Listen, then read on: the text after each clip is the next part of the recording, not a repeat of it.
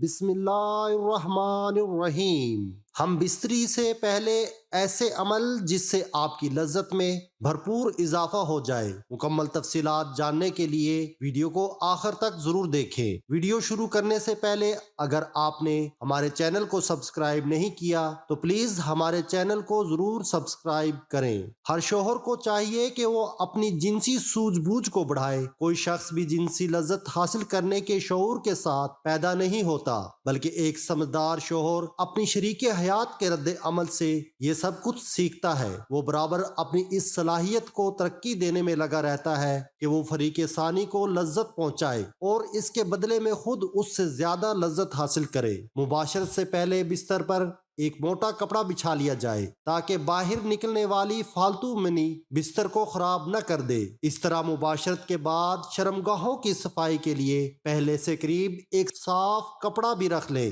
باقاعدہ مباشرت سے پہلے میاں بیوی کا چند منٹ کے لیے ایک دوسرے کے جسم سے کھیلنا دونوں میں محبت پیدا کرتا ہے۔ پہلے دونوں کپڑوں سمیت اپنے جسم کو ایک دوسرے کے ساتھ مسلیں اور کچھ دیر بعد ایک دوسرے کے جنسی اعضاء کو ہاتھ سے ٹٹولیں اور مسل کر اسے لذت دے اور خود بھی لطف اندوز ہوں اور اپنی بیوی کو بھی لطف اندوز کریں۔ لباس اتارنے سے پہلے چند منٹ کا یہ کھیل نہ صرف حصول لذت کا ایک اچھا ذریعہ ہے بلکہ اس سے بیوی کو مباشرت کے لیے مکمل طور پر تیار ہونے میں بھرپور مدد ملتی ہے۔ تاہم اگر مرد سرط انزال کا شکار ہو تو اس سے اس دوران خاص احتیاط کی ضرورت ہوتی ہے۔ میاں بیوی کا جنسی تعلق کوئی گناہ نہیں بلکہ صدقہ ہے۔ بیوی سے صحبت کیسے کرے؟ شریعت مطہرہ نے بیوی کے پورے بدن سے نفع اٹھانے کی اجازت دی ہے، البتہ پچھلے مقام میں صحبت کرنا بیوی سے حرام ہے کہ وہ جمع کرنے کا محل اور مقام ہی نہیں، اس لیے صحبت اگلے حصے میں ہی جائز ہے اور اس کے لیے جو بھی طریقہ اختیار کیا جائے شریعت میں اس کی ممانعت نہیں۔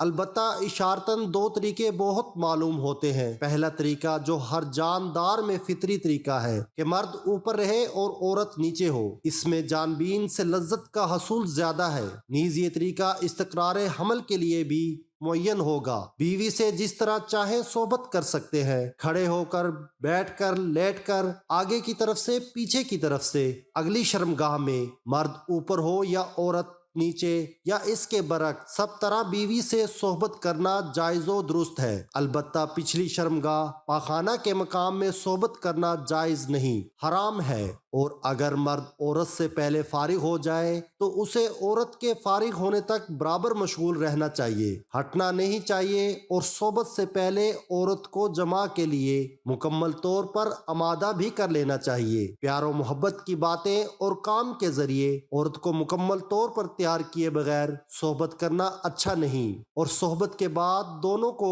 پیشاب بھی کر لینا چاہیے تاکہ اگر منی کا کوئی قطرہ سوراخ میں رہ گیا ہو تو وہ خارج ہو جائے۔ میاں بیوی کے اس عمل کو پہلے سے طے کر لے، یہ ایک بہت لطف اندوز ہوتا ہے۔ بیڈ روم کو رومانٹک بنانے کے لیے اپنے کمرے میں مدھم لائٹ رکھیں، کیونکہ مدھم لائٹ میں عورت کا جسم خوبصورت اور پرکشش دکھائی دیتا ہے۔ اسی طرح کمرے میں اپنی پسند کی خوشبو بھی لگا لیں۔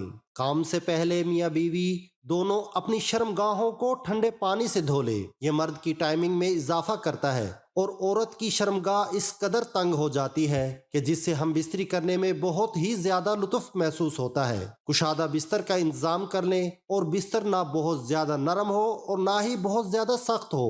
ہم بستری کے لیے میاں بیوی کے پاس وقت کھلا ہونا چاہیے۔ جنسی ماہرین کے مطابق کم از کم 1 گھنٹہ وقت ضرور ہونا چاہیے تاکہ مرد کے ساتھ ساتھ عورت کی بھی فراغت ہو سکے۔ میاں بیوی ایک دوسرے کے لباس اتاریں، اس طرح کرنے سے ایک دوسرے کے دل میں محبت پیدا ہو جاتی ہے۔ شوہر کے لیے بیوی کی شرمگاہ چھونے اور دیکھنے میں کوئی حرج نہیں ہے، لیکن اسے چومنا بے حیائی ہے۔ اسی طرح بیوی کے لیے مرد کی شرمگاہ کو چھونے اور دیکھنے میں کوئی حرج نہیں ہے، مگر اسے چومنا بے حیائی اور اسلام کی پاکیزہ تعلیمات کے خلاف ہے۔ میاں بیوی میں خدا کی طرف سے ہی محبت پیدا ہو جاتی ہے۔ میاں بیوی کا رشتہ ایک ایسا احساس ہے جس میں محبت ہی محبت نظر آتی ہے۔ بعض اوقات کچھ لڑکا لڑکی کی شادی پسند سے نہیں کی جاتی، لیکن وقت گزرنے کے ساتھ ساتھ ان میں ایک دوسرے کی اتنی محبت پیدا ہو جاتی ہے کہ وہ ایک دوسرے کے بغیر نہیں رہ سکتے۔ شوہر جب بیوی سے ہم بستری کا ارادہ کرے تو ہم بستری کی دعا پڑھے۔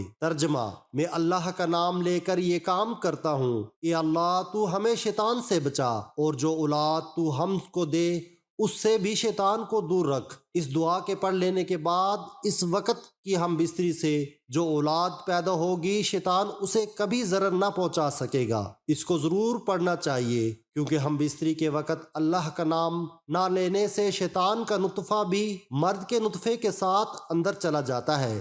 صبح کے وقت قربت کے فوائد: جو مرد صبح کے وقت اپنی بیوی کے ساتھ مباشرت کرتے ہیں وہ لوگ کبھی بھی مردانہ کمزوری کا شکار نہیں ہوتے، اور ان کی مردانہ طاقت دن بدن بڑھتی رہتی ہے، کیونکہ اس وقت ان کے جسم میں بے پناہ جنسی طاقت موجود ہوتی ہے۔ اس وقت جنسی کمزوری کا شکار افراد بھی بہتر انداز میں قربت کر سکتے ہیں، کیونکہ اریکشن اپنے عروج پر ہوتی ہے، اور رات بھر آرام کے بعد انسانی جسم صبح کے وقت جنسی توانائی سے بھر چکا ہوتا ہے، اعصاب فریش ہوتے ہیں، اور یہی وہ وقت ہوتا ہے جو مرد اور عورت کے درمیان قربت کے لیے بہت بہتر اور مفید وقت ہوتا ہے، کیونکہ اس وقت مردوں کے ہارمونز عروج پر ہوتے ہیں اور ان کے اندر جمع کرنے کی طاقت پوری طرح جوش میں ہوتی ہے۔ اس وقت قربت کرنے سے بہت زیادہ تسکین ملتی ہے، جس سے مرد اور عورت دونوں کو پوری طرح جنسی لذت ہوتی ہے۔ اس وقت جسم کا انگ انگ زندگی کا مزہ لے رہا ہوتا ہے، جبکہ صبح کے وقت جمع کرنے سے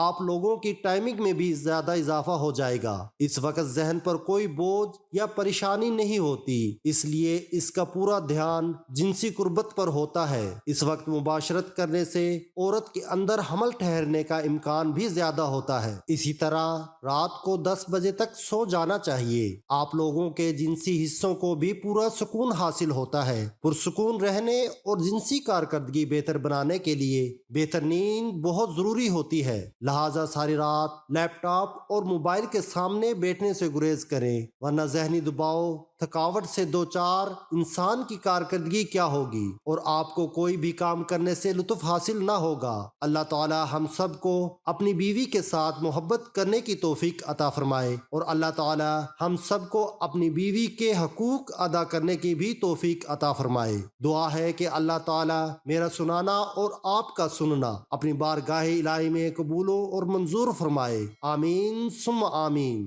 ناظرین، کامنٹ باکس میں اللہ تعالی کے 99 ناموں میں سے ایک نام ضرور ٹائپ کریں۔